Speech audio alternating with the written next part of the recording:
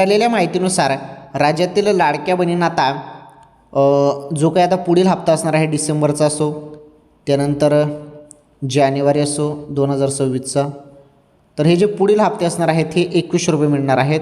याबद्दल काय आहे अपडेट, चला जाणून घेऊया सर्व काही माहिती. चला व्हिडिओ लाईक करा, चॅनलवर नवीन असल्यास चॅनल सबस्क्राईब करा.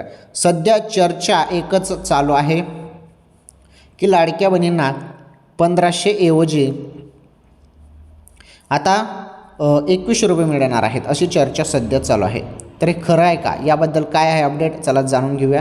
हे बघा, लाडक्या बहिणींनो जेव्हा पण हप्ता जमा होतो ना, हप्ता जेव्हा जमा होतो तेव्हा तुम्हाला मोबाईलवरती मेसेज येतो, बरोबर ना. आता तुम्हाला 2100 रुपये मिळतात का या संदर्भात चर्चा चालू आहे, मागणी चालू आहे.